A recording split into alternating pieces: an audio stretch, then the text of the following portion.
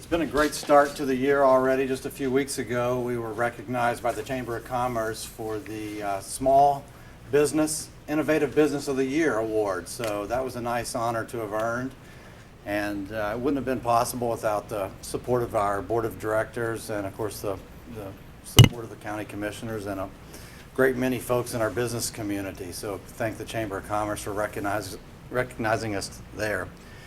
I'd like to go through a small PowerPoint, and then I'd like to bring up Sarah Gleason from our office to talk about our new visitor's guide that we've launched for the first time in a great many years.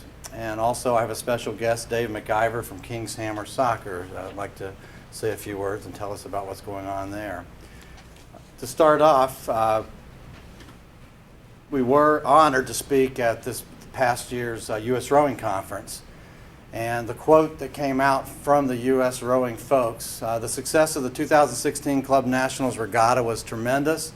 The effort put forth by the Clermont County Convention and Visitors Bureau, the local volunteers, and all involved in running this event are what made the regatta enjoyable for the athletes and spectators alike. And here's the most important part. Clermont County has raised the bar for how U.S. Rowing runs events, and we look forward to returning to Lake Harsha next year. And that's really important because the reason for that is because of our business community. Our volunteers are supporting us. It takes over 400 volunteers all throughout that week. So that's a very crucial event, and we're starting to establish ourselves in how we do that. The race is coming back this year. It begins on July 12th for 5 days. Over 1,800 athletes and all their coaches and families. And one of the most important things about this event is they have a college fair now on the last day. 100 colleges from across the country are coming in here to recruit these kids. So they're all staying in hotel rooms as well, buying gas, eating. Staying at not B&B, but the Airbnb. Airbnbs. A lot of Airbnbs are starting to become more and more popular in Clermont County. A lot of small business folks are renting out their extra houses and extra rental properties. So there's some extra things that we can't even track sometimes of where the folks are staying. A couple of other things we're excited to announce. On the left, with the partnership of the Convention and Visitors Bureau and the local Southern Ohio Trail Association, we've partnered with several groups and brought them together. We've completely revitalized 36 miles of the outer perimeter at East Fork for the equestrian trails. And so the goal was was to create opportunities to attract events and visitors.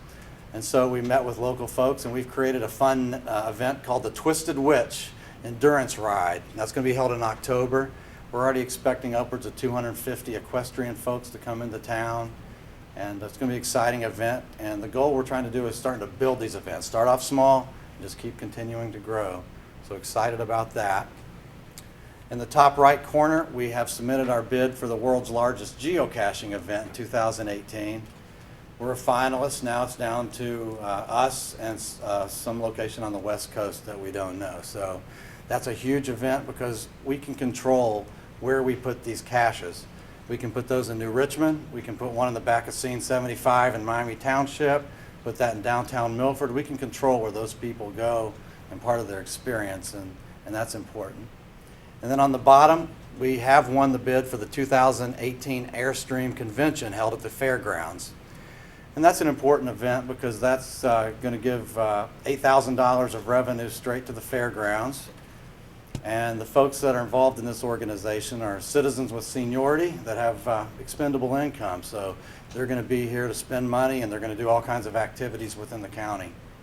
And then, of course, they're going to pull that trailer with a nice gas-guzzling sport utility or truck. So lots of gas, lots of money to be spent. So we're excited about that. Mark, I heard yesterday that Airstream is actually based in Ohio. I didn't know that until just recently.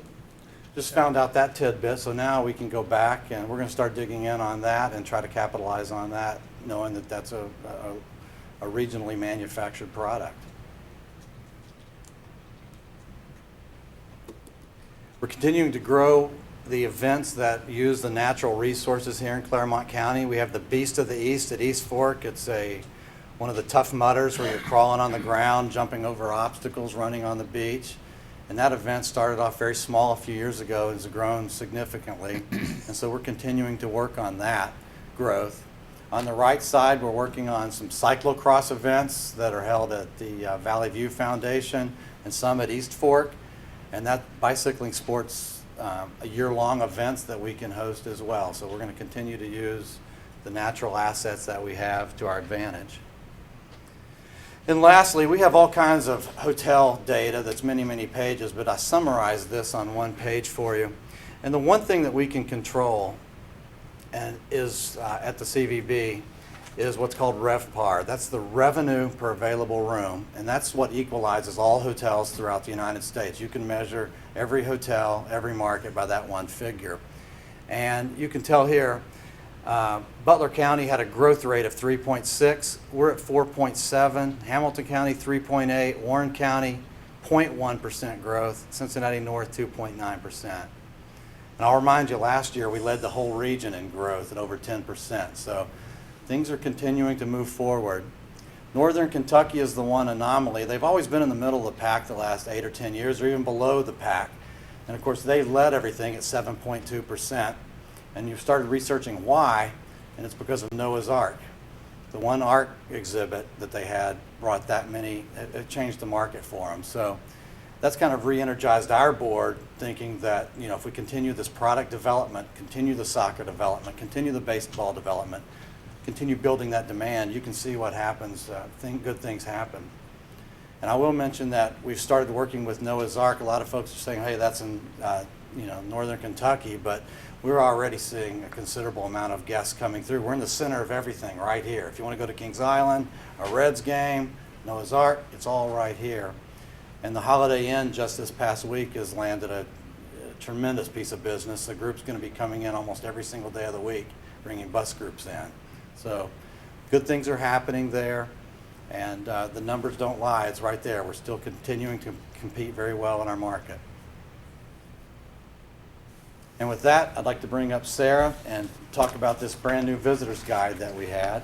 Go ahead and pass them out. Like Mark mentioned, this is the first time we've had a visitor guide in quite some time. We, when starting the visitor guide, we wanted to ask the community what they wanted to see in it. So before I even started the design process, we went to every community. We went to township administrators. We went to all the chambers. What did they want to see in the visitor guide? What content should be in there?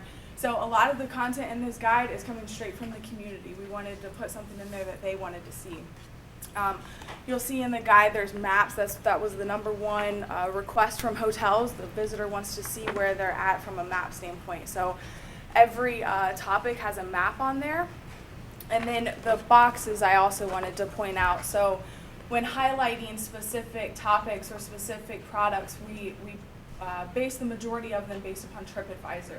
So we let the visitor and we let the consumer tell us what is the best one, and then we highlighted them there. The content in each block is coming from the location. So for Jungle Gyms or Scene 75 on just those first pages, I called them. What did they want to see? What did they want to talk about? They know Scene 75 better than I do, so we let them put the content in there. So that's coming directly from them.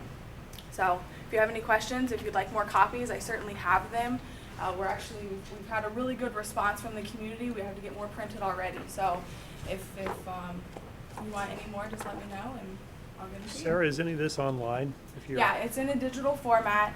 You can find it online. It's mobile friendly as well. You can download it through our website.